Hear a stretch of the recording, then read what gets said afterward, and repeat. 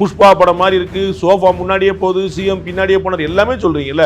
அதனால இந்த ஆட்சியை எதிர்க்கிறோம். இந்த ஆட்சி வந்து மக்களுடைய ஆதரவை பெற்றதில்ல. 118ங்கிற நம்பர் நீங்க மக்கள்கிட்ட வாங்கல. அதிமுக 22 எம்எல்ஏக்கு வாக்களிச்சாங்கல்ல, நீங்க ஏன் வாக்களிக்கல? நீங்க எதிர்ப்பே இல்லாத ஒரு கிளியர் பாத்தை வந்து நீங்களே கிரியேட் பண்ணி கொடுத்துருக்கீங்க. அப்ப நீங்க சொன்னது பூரா எதிர்ப்புன்னு சொல்லிட்டு, ஆனா நீங்க செஞ்சது நீங்க வெளிநடப்புக்கு என்ன வேலை இருக்கீங்க? எங்க கட்சியினுடைய கூட்டணியில் இருக்கக்கூடிய அந்த கட்சியினுடைய ஆதரவோட தான் நீங்க ஆட்சி அமைச்சிருக்கீங்க. அது உண்மை இல்ல.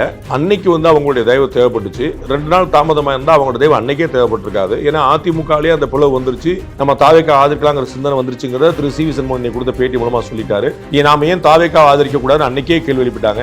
அதற்குள்ள விடுதலை சிறுத்தைகள் உட்பட எல்லா கட்சிகளுமே ஆதரவு கொடுத்துட்டாங்கனால தேவைப்படல. இன்னைக்குமே கூட நீங்க வந்து இதே திரு ஸ்டாலின் அவர்கள் எந்த உதயநிதி அவர்கள் எந்த கட்சி எல்லாம் உங்களுக்கு ஆதரவு தெரிவிச்சாங்கன்னு சொல்றாரோ அந்த கட்சிகள் பூரா ஆதரவு வாபஸ் ஆகியிருந்தா கூட நாம போறது. இன்னைக்கு 144 எம்எல்ஏ கூட ஆதரவை சட்டமன்றத்தில் பெற்றிருக்குது. எதிரில் வந்து 22 எம்எல்ஏக்கள் தான் இருக்கிறாங்க.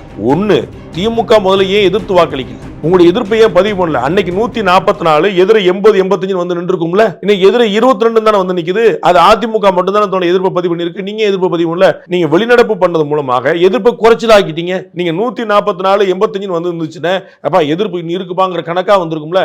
நீங்க எதிர்ப்பே இல்லாத ஒரு கிளியர் பாத்தை வந்து நீங்களே கிரியேட் பண்ணி கொடுத்துருக்கீங்க. அப்ப நீங்க சொன்னது பூரா எதிர்ப்புன்னு சொல்லிட்டு, ஆனா நீங்க செஞ்சது நீங்க வெளிநடப்புக்கு என்ன வேலை இருக்கீங்க? நீங்க வெளிநடப்பு நீங்க எதிர்க்கிற உங்களை அரசியல் அவங்க சொல்லிட்டாங்கல்ல, நீங்க அவங்களை எதிர்க்கிறீங்களா? புஷ்பா படம் மாதிரி இருக்கு, சோஃபா முன்னாடியே போகுது, சிஎம் பின்னாடியே போனார் எல்லாமே சொல்றீங்கல்ல.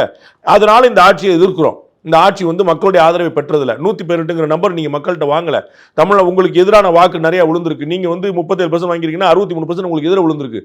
அதனால உங்க ஆட்சி நீடிக்கிறவங்க அனுமதிக்க மாட்டோம். எதிர்ப்பு நாங்கள் வாக்களிப்போம். வாக்களிச்சு வேண்டியதானே? அதிமுக 22 எம்எல்ஏக்கு வாக்களிச்சாங்கல்ல, நீங்க ஏன் வாக்களிக்கல? அது வெளிநடப்பு பண்றதுல என்ன இருக்குது? வெளிநடப்பு பண்றோம்னா அவருடைய எதிர்ப்பை குறைத்து இருக்கிறீர்கள். நீங்க தாவேக்கா தொண்டர்கள் என்ன பார்ப்பாங்க?